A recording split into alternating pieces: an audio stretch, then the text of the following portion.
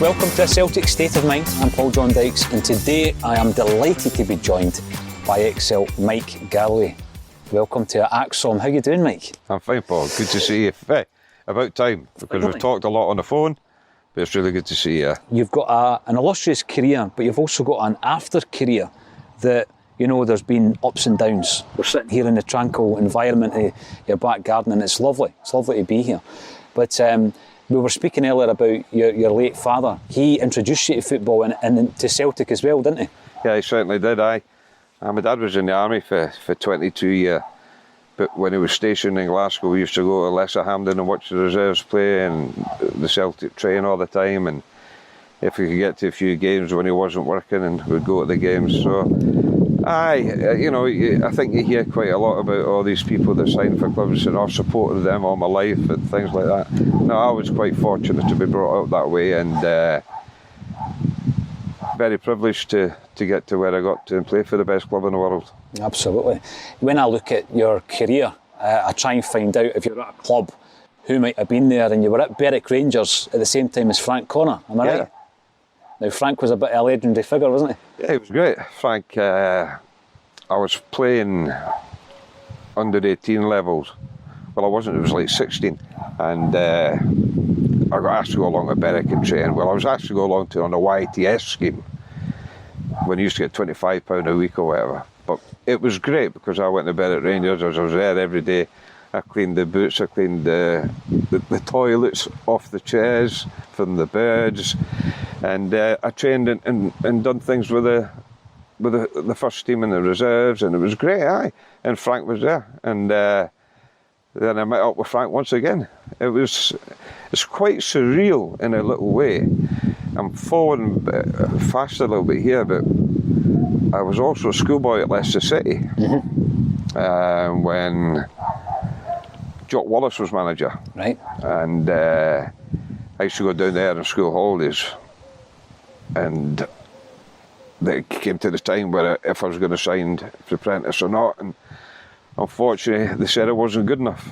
I had to put beef on and blah blah blah, and it was the longest train journey I had in my life. I thought my football career was over.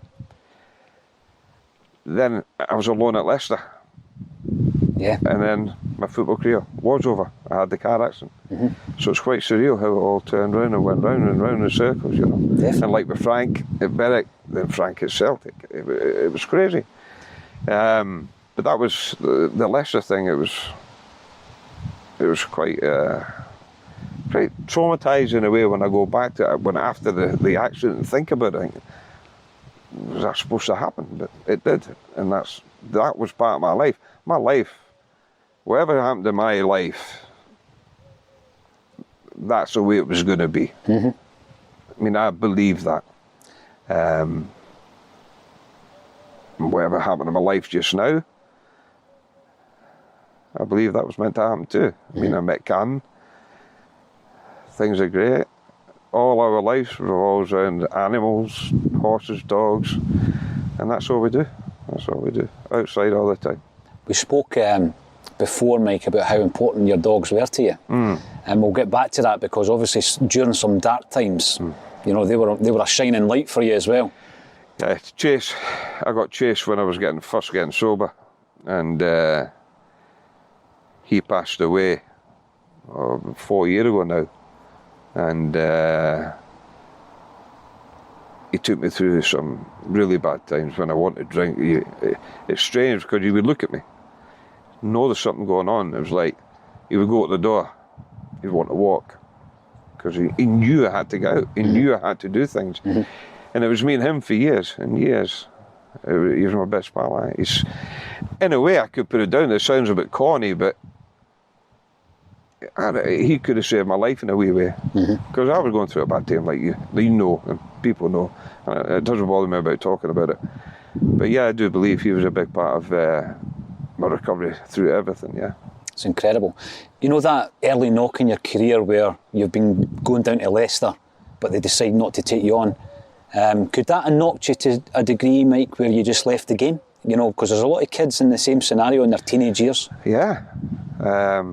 You hear it all the time. And it's quite sad because at such a young age, they go to drugs or drink or gangs or whatever. But I got back up the road, and my dad's my dad. He was a PTI in the army. He was solid. He was such a loving man, but he was hard. And I just got back up, and he got me in the house. And they were the days before mobile phones, so I couldn't phone him on the train and whatever. I got back up, and he just gives a big hug and says, "Right, what are you going to do?" And I says, "I don't know, Dad." He says, "I know what you're going to do. You're going to work harder, aren't you?" And that was it. He supported me through my life, supported me through the early stages of my football, took me everywhere. I wasn't the richest family in the world. We were just a normal family. Like, there's lots out there. And, we just worked harder, and I just kept playing and playing. Saturday morning, Sunday afternoon, Saturday afternoon, everything. I just kept playing. And then eventually I played from Elphiston Primrose in Edinburgh. Mm-hmm. You probably know, you knows that. And then I got moved down to Mansfield. You spent 4 years down south? Believe it or not, the way my career went, it was a year and a half at Mansfield Town. Mm-hmm. I went to Halifax. I was a captain there for a year and a half. Hearts came in to buy me. I was at Hearts a year and a half. And then the shining light came on top of me and Celtic signed me. Did you enjoy your time down south? That was my graft. That was my when you played in the old 4th division, you became a man. It was hard. And we're talking hard. The referee didn't give fouls in this. You had to get stuck in. And that got me through everything. And that's why I think little Doddy signed me for Hearts, McDonald. That was a hard team, the Hearts team, Mike. That was a hard team, wasn't it? Yeah, we worked hard for each other. Mm-hmm. We did so well in the league. The time I was there, Europe, great time. I mean, I had a great year in Europe too. And I think that's what really egged Billy McNeil on to buy me. Now, I look at the Hearts side that you played with. You had the kind of hard edge, and that was probably because of the management team, but you also had the talent. You had the flair of, the flair players that Hearts brought in as well. Mm-hmm. European football, what is it with Mike Galloway and European football? Because that started at Hearts. I mean, were you one of these guys that you were up for the big games? I don't know, I think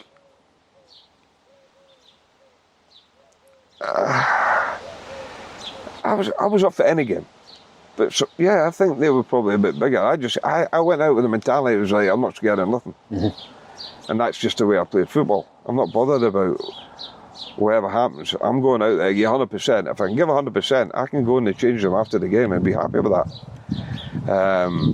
But it was strange, European nights. I mean, I scored six in the 1 year, and I went to Celtic, scored a few. So yeah. It was great nights, but then there again, see, when you play a European night at Celtic Park, you can't explain the atmosphere. It goes with the hugs. But European nights were good for me. You certainly enjoyed quite a few at Hearts and Celtic. Yeah. Billy McNeil signs you, Celtic legend. Take us back to the time where you first found out Celtic were interested. Crazy story. Summer holidays, season's finished. Me and my ex-wife decide to go up Pitlochry, all over Scotland.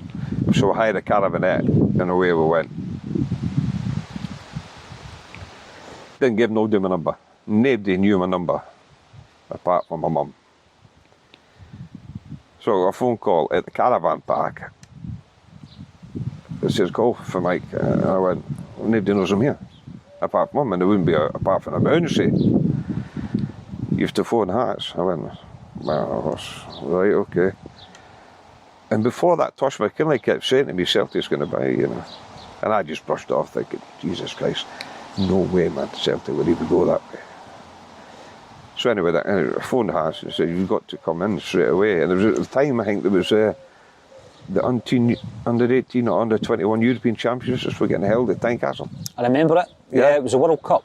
World Cup was it? Yeah. Right. And so I had to leave Pitlochry we were in at the time, get a hire car, So I straight back to Hearts. Wallace Mercer was there, and he got me and he says, Celtic's want to buy you. He says, what do you think? And I went, I don't need to think. But he wanted to sell me anyway for money. And I went, where do we go from here then? He went, I've talked to Billy McNeil and blah, blah, blah. So within a few days, I was back at Pitlock and I was back across at Glasgow, somewhere sneaky before he got into Glasgow with Billy McNeil to talk about it. I left everything. I still had a year and a half of my contract at Hearts. I still due sign-on fees at Hearts, the lot. And it was just like, I'm off. And that was it. It's a big signing. That's how I found out. Big signing though, $500,000. At the time, it was a lot of money, aye. Does that mean anything to a player though, Mike? You know, where you've got a big signing transfer fee? See, I don't believe that. I mean, I know you get players these days are going for trillions of pounds or whatever money. It's scary. And they say the signing on fees affect them and the way they play and things like that. I don't even think I took that into account when I signed for Celtic. I mean, I had a decent first season. Second season was very, very... I was in and out the team. And then a few years after that wasn't bad. The different managers I played under, but I can't say that. I can't blame that for affecting the way I played. I would say the second year of Celtic. No, it's just the form. My form wasn't there. I think, for me, but I'm an old stager, I think if you're going to get bought for that much money, what's the point of moaning about it? Get on with it. Yeah, you signed with Paul Elliott and Darius Jakonowski that pre-season. I remember the pictures, yourself, Elliott, Jakonowski. I mean, that was a couple of talented players for Celtic in the late 80s, early 90s, Mike. Yeah, fantastic. I mean, obviously, Jackie was a flair player and Big Elliott was, to be honest, I mean, Big Paul came and he done what he said he was going to do. He was going to come, stay for a year and a half or whatever and get his move. That's how it was. Yeah. I went to Celtic, never think I'd leave Celtic. That's the difference with a Celtic supporter and somebody just going to a club and signing to get a few years out of it and move on, which I don't disagree with. But yeah, Jackie was he was a ladies' boy, wasn't he? He was a playboy, simple as that. Him and Elliott were like that. But very, very, very talented players. But you're never going to go buy Paul McStay for me. Never. Best player I've played with. See, if you look at Paul McStay, I remember him as a kind of younger player coming through. By the time you come to the club, he's won the centenary double with Celtic. He's the player of the year in Scotland. Yeah. He could have played anywhere, Mike, couldn't he? Well, we know that. Definitely by Christ almighty, he could have played for any team he wanted to play for, he could play for, but he was such a religious, loving, incredible person, had an amazing family, children, all his parents, his sisters, his brothers, incredible people. But yeah, he could have played for anybody he wanted to, but he didn't want to. He wanted to stay with Celtic. Absolutely. You played under 4 Celtic managers, as well as obviously Frank Conway when he took over for a couple of games. Yeah. Talk to us a wee bit about Billy McNeil and his kind of style as well, Mike. Did that suit you? Yeah, I think so. I think that's what obviously he signed me for. Is basically being there and getting stuck in. And obviously Big Billy was like that. Taking no prisoners was his attitude, and I've done that quite often. But that was part of my game. He used to tell me to go and sort somebody out. I went to sort somebody out. Not in a bad way, but I'll make sure they know I was there. But when he signed me, he just says, come along and play like you did for Hearts. That's all I'm asking. Yeah. He says, you'll fit in with the boys. Great bunch of boys, a great bunch of lads and that. He says, all you can ask for anybody, no matter where you sign them from, is give 100%. If you give 100%, the supporters will be with you all the time. If you go out and you don't give 100%, they'll be on your back. And I know through my career, I would say, I think Celtic's always supported me, even when I went through my bad times and I never played that well and things like that.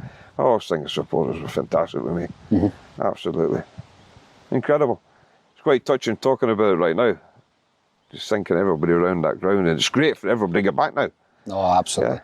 One thing that you wouldn't broadcast, but I'm going to tell the story, is that I was in the Celtic End with my dad one day, And I can't remember if you were suspended or injured, but you were in a rich vein of form. It might have been under Liam Brady, actually, because you had a cracking period under Brady. And you paid to get into the Celtic End, and you were standing up the back with your mate because my dad pointed you out and I got you to sign my programme. Right. So even though you were playing for Celtic and you were a first pick at this point, you paid to actually go to the game when you weren't able to play. I'm no different than anybody else. I'm just me. I'm just, well, as my mum calls me, I'm Michael. I only got Mike when I signed for Celtic. But I think it's like when I go back to games now, or that I haven't been for a long time. I'd love to get back up soon. I pay my way. I'll go and stand with the supporters and all that. I'm not going to private boxes, so don't get the atmosphere. You know? I'll go and see the tea ladies, I'll go and see the kit women. The last time I was there was still a few working. It was great to see them. But I don't need to go into an amazing place to be surrounded by beautiful people, when for me, the supporters of Celtic, that's what matters. Mm-hmm. That's the only reason Celtic are going, like every other club, because of the supporters. And I'd rather go in amongst them than sit and get coffee poured in your teacup, or coffee in your coffee cup, or whatever. But that's just the way I was, Aye, definitely. I seen it. You're talking about the Celtic fans. There's a special bond between the players and the fans, and none more so during a European night. Once again, Mike, you come to Celtic, you're scoring goals against the likes of Partizan Belgrade, and you're playing in some cracking games as well. I mean, the 3-0 game against Cologne, where we pulled it back from 2-0 down. Right. That's right. You know, we had a good couple of fixtures. Yeah. What's your memories of these games, and in particular that 5-4 game against Partizan Belgrade? I hadn't got a clue where we were. I hadn't got a clue where we were, what the score was, what's happening. All I can remember was giving away their goal, they beat us. But they didn't know what was going on. But it was because we were favourites to go through, because we got the away goal, didn't we? Mm-hmm. And things where Jackie gets 4. I mean, how can you get beat when you win 4-0 at home? Well, 4-0 and 5-4. It's quite sickening in the change rooms afterwards and all that, but Christ, it must be some game for a neutral. Oh, definitely. It's incredible. It's one that I still look at. I mean, see, after a game like that, who within the Celtic dressing room, Mike, were the kind of leaders? Who influenced other players? Big Roy, obviously. Paul Mustay, in his nice, quiet way. Never heard Paul Mustay raise his voice. Peter Grant, wee Peter was always mouthy. He probably still is. Packy Bonner, like the more obviously seasoned pro. I mean, at the end of the day, see, the thing is about football, you've got a game on the Wednesday or the Tuesday night, whatever it was. You're playing on the Saturday. Mm-hmm. You've got to put that to bed. If you don't put it to bed, you're not going to go into the game on Saturday feeling right, are you? So there's ways of doing it and ways of not doing it. If you thought you settle down, you spit your dummy out and you just get back on it. Mm-hmm. You know, when you think back to your Celtic days, I've spoken to a lot of your teammates under the Billy McNeill era, mm-hmm. And he put a big onus on the fact that you would be integrating and engaging with Celtic fans by going to supporters clubs and getting involved in all that side of things. Did you enjoy that side of it? Did I? Engaging with Celtic fans? Too much, you just get in trouble now and again. Occasionally, there's a lot of players went to Celtic dances and stayed for a couple of hours, but I would tend to go and stay for a couple of days, which wasn't the right thing to do. But it was just good. It was fun. It was great being around people. And I think I was probably quite easily led in a wee way. So, no, it was really, really good. Just travelling around and seeing all different supporters clubs like Aberdeen, for Christ, the Orkneys and things like that. You know, you never think there's supporters over there, but they are. All the way down England, different places. I've done a lot, and even if I didn't stay for a few days, I'd stay all night. You know, when you came to Celtic, we'd had a level of success during the centenary season. We'd won the Scottish Cup in '89. We then went into a period of no success. Now, for a Celtic fan playing for the club, the worst time possible to actually come to Celtic. I mean, there was a few managerial changes. Yeah. Were you aware, as a player, all the issues that were happening behind the scenes? I think that's another thing that people talk about can that affect you on the park? I don't think it can affect you on the park. Maybe it's just the way I was brought up in different kind of ways. You still to go out there and do your job. You still do the same day's training.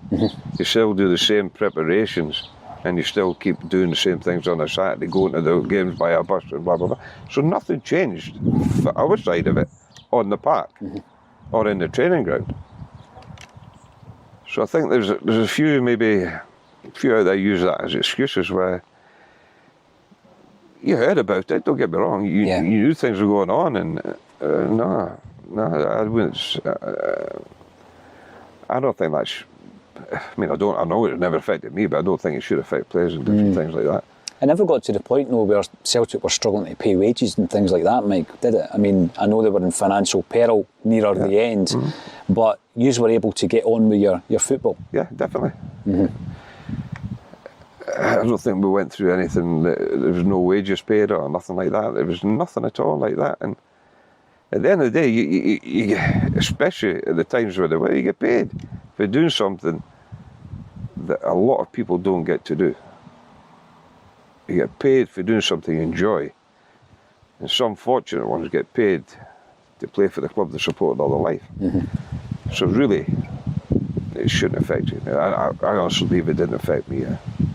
Now, you mentioned earlier about Billy McNeil sometimes would say to you, right, this is your job, sort this one out or that one out. Mike, you're a Celtic fan, you love playing against Rangers, didn't you? Aye. You know, the only thing, the only regret, I never scored against Rangers for Celtic. I scored a few for Hearts against Rangers, I scored against Celtic for Hearts, but I never scored against them. But I loved it. It was one of them that you had to keep your temper and keep you cool and all that. You did, but the game, Roy Aitken, first Old Firm derby, Roy Aitken says to me, he says, go out and enjoy it. He says, before you know it, you're back in. And he was right. I was out, half time, full time, you were back in, finished. It just went so quickly. The game was 300 mile an hour. The adrenaline just gets you through everything. Unfortunately, obviously I lost more at the time than winning some because of the situation we were in. It wasn't good enough at the time. Rangers were buying players that caught up with them years down the line with all the money spent, you know. Yep. But there was only one person for me that stood in our way of beating Rangers, it was Andy Gorham. He always seemed to be outstanding against Celtic. But say it again, you need to score goals to win games and defend. So, you know, when you're in the melting pot and you're at Celtic Park and a game like that against Rangers, how are you able to cancel out the mayhem that surrounds that game and focus on the actual football? It's like every game. You'll hear it when you go out and you'll hear all the chants. Shitey and all that. Great, I loved it. I think we played in one game, we were banned. Supporters were banned. That's right, yeah. And there's 45,000 there, and they were all singing shitey. And it was great. Absolutely fantastic. But in a normal game, when you go out there, you hear it from, like when you're warming up, sings about chants and all that for the Celtic supporters, whoever, Rangers, Hearts or whatever. The scenes when you go out the tunnel at the end of the start of the game, as if like you can't hear a thing. That's how you've probably been told that many times. Yeah. You can't hear a thing. You can, but you just totally blank off. Incredible. Celtic did try. I mean, there was that audacious move to bring in Liam Brady. He had some incredible experience in Italy and in England. Big money was spent, Mike. Do you reckon you got your best performances during that period under Liam Brady, and why do you think that was? I mean, you ended up being called up for Scotland. I think he let me do more and he moved me back into the back four. Where he always said, because I scored, most of my goals I scored from outside the box. So it was like, I had that bit of freeway moving on, like playing a back four, but I could still move out of it, and that's where I scored my goals. I think it just gave me a bit of, with changes down the line and different kind of things going on, I think he just gave me a wee lease of life. And he was one of the boys in a wee way, because he liked to laugh, he liked to carry on, he liked to pint at the right time. We used to go to Dublin on tours and things and whatever. So yeah, I got on really well with him and McMahon, yeah. And he seemed to be really good with me. I don't know why. Maybe seeing something. There was definitely a period, Mike, where, it was great. you know, Yeah, you had 92, great form, yeah. great form. Yeah. Why do you think, or could he have done anything different to bring success at that period, or were we just so far from what Rangers were doing and the players they were buying, there was nothing that Liam could do? I honestly thought he would come, and he didn't need much at the time. But you do. You need to sign fresh faces. Whether the background or the members of the board, or whether they can afford it, they can afford the money to get somebody in or whatever, I don't know. See, we try to blank that out. That's nothing to do with us. Obviously, it's on the park. Whether he had the funds to get people in or not, I don't know. I think he maybe made a couple of dodgy signings that never worked out. But all managers do that, you know. Yeah. So whether he had the funds and he didn't spend it, or he never had the funds, I don't know. There was a short period of time, a relatively short period of time, where Liam Brady leaves the club. We bring in Lou Mccarthy. It doesn't work out. But in between times, you're managed by your old Berwick Rangers pal, Frank Connor. How does the kind of senior pros, because by that time, Mike, you're a senior pro and amongst Tom Boyd and players like that, how do you pull together when you don't have a manager and Frank Connor's taking the team? We played Sporting Lisbon. Yeah. I think he gave just 100%. You just, like, Frank was a very, very well-liked person. He's a lovable guy, but he's and he treated me like he treated me when I was at Berwick, so that was good. I wasn't anybody else. He knew who I was at Berwick. I think his whole camaradereship, whatever, got together, and the players, they just got around him because he can give that out. He's got the vibes. He's got, you know, when he used to help out in training sessions and day things and all that, you would like Frank to be there. So I think that helped a lot. Yeah. Neely Mockin was part of the backroom team. Aye, Mockin. What's your memories of Neely Mockin? Not many. I've seen a few games and all that, but as in person-wise, beautiful, lovely, straight for the hip, tells the truth. You had a bad game, you had a bad game, you had a good game, you had an all-right game. You wasn't good, you were all right. Just a kit man, what a kit man does, just bit of crack, bit of banter. And it was a sad day when he passed on. But Mucky was a good kid, a good lad. What was the story with Lou Mccarthy? A lot of players didn't seem to take to his methods, Mike. Did he suit you? No, I just I signed a contract for him. But then I went to a fashion shoot or whatever with Jackie Zikanovsky, and I can't remember what it was. Anyway, to take some photos with leather jackets on, and we went for a few drinks after it. And anyway, McCarthy found out, and he kicked me out of the team. Was Jackie then? Was he still there? Jackie left under Liam Brady. Right then, so it wasn't Jackie. No, it was one of the other players that went out for a few drinks after the after party. It's probably McAvenny, Mike. No, it wasn't actually. No, he goes to the high places. Him.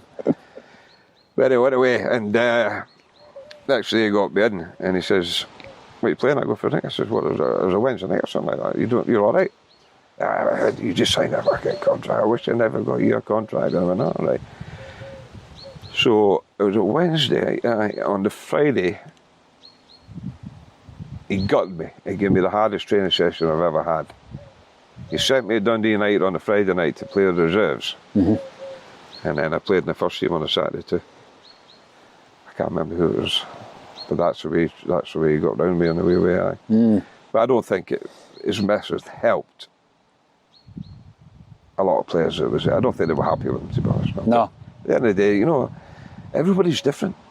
You just have to get on with what's round about you, and who's in charge of you? Yeah. Yeah. It didn't take long before Fergus McCann comes in like a whirlwind. Lou McCarthy leaves the club, and in comes Tommy Burns.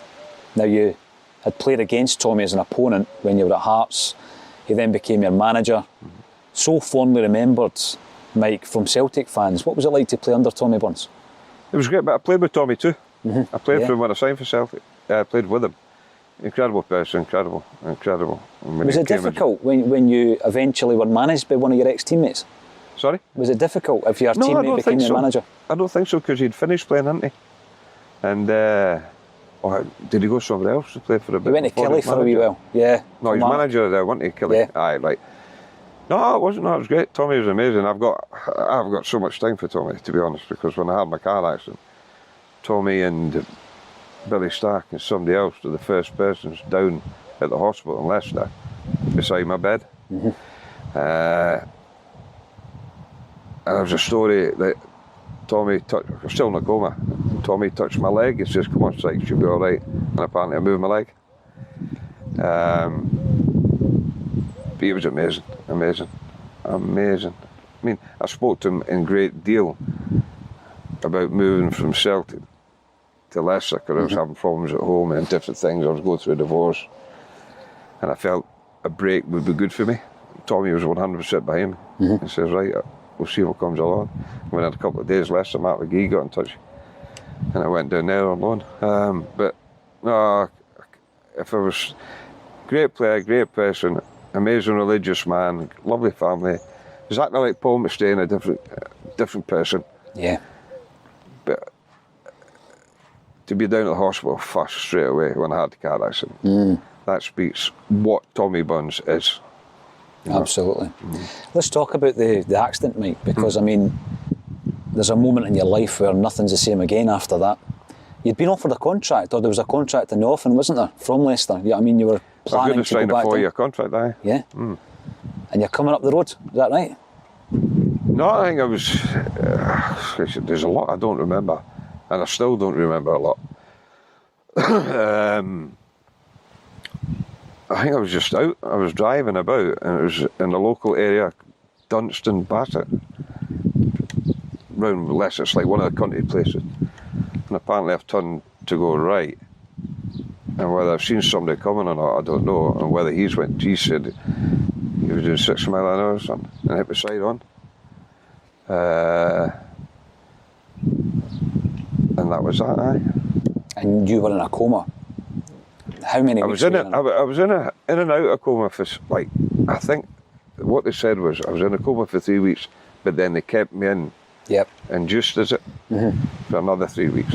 Right, things in my body was healing and things like that. But then it was like quite a long time in hospital. Yeah. And then you got all the physiotherapy after that as well, Mike, haven't you? Sorry? You got all the physio as well after that. Yeah, you go learning how to walk again. Going to sick kids' hospitals and seeing people walk and how they walk. And it was incredible. It was like I was starting again from an infant, know what to do. And probably one of the hardest times of my life, to be honest. When the news is broken to you, because obviously, as you say, there's a lot of things you don't remember, you're then in a coma. You come back from that and you're told that your injuries are so bad that you'll never play football again. I mean, how on earth do you deal with that, Mike? I think what kept me going was because every injury I had in football I got through. So I just thought I'll be all right. And then when you get told you never play football again, because it take me years to get back to normal anyway. I don't think it's sunk in. I really don't think it's sunk in until after I got sober.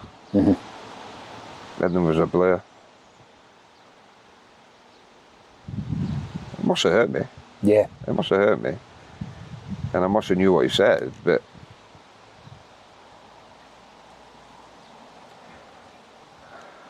I never dwelt on it. I drank, and just drinking my life. I was killing myself again, and I'd just been through a car accident, and I'm killing myself again. But it was It was difficult. It was difficult to get over, but I think coming off drink was harder. Right. Mm-hmm.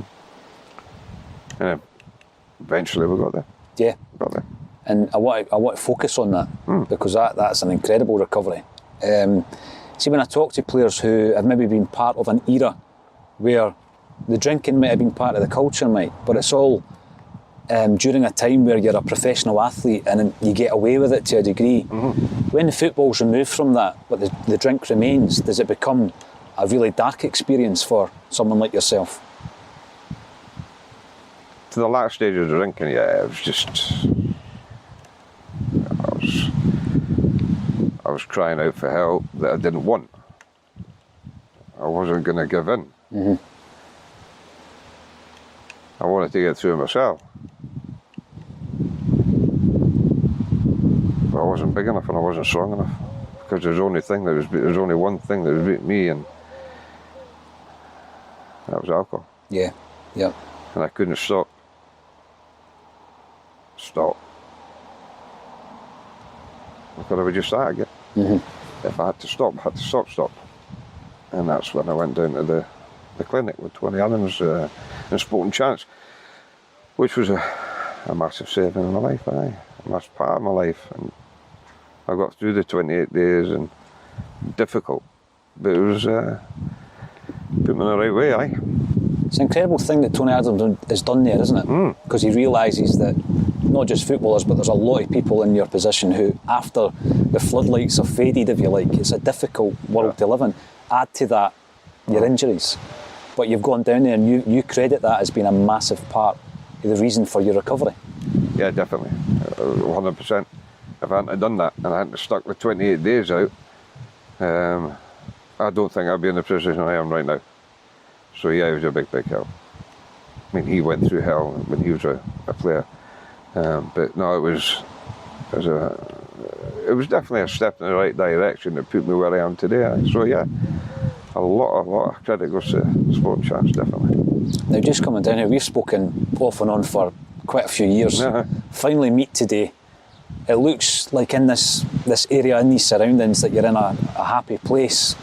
It's great to see, Mike. It's a great recovery. Let's finish on a positive. When Celtic fans gathered to pay benefit to you at Celtic Park, I remember Robbie Coltrane being in the crowd. Kenny Dalglish is playing for Celtic. An amazing memory for you. Yeah, it was. I mean, all the people that was after the game. I mean, I got presented with a prize for Kenny Dalglish, and he's like still in awe of somebody like Kenny Dalglish. Robbie Coltrane was there. I'm sure Sean Connery was there.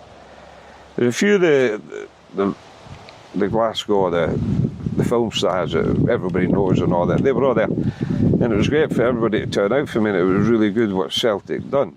All the people that got me going. Like PLO was part of it, and Raymond Sharp. Was it Raymond Sharp on it? The agent. Yeah. Raymond Sparks, was it? Sparks, yeah. Raymond Sparks, right. And a few other lads that they helped out to get that sorted out, which I'm forever grateful of it. In a wee way, it put me on the right road to drink. But that's no excuse for what they done for me at that stage. Was amazing, absolutely amazing. If I don't know, it was 30,000 or whatever was there, or I don't know how many was there, but if there was 2 there, I'd be over the moon. It was great. It was fantastic, and forever grateful for the incredible Celtic support, the Celtic family, the people around. And I'm talking for the kit women to the tea lady, to everybody in Celtic. Well, Mike, it's been a long time coming, but I've got to say it's been an absolute pleasure. Thanks for joining me on A Celtic State of Mind. No problem. Thanks very much for coming down, and great to see you. Brilliant.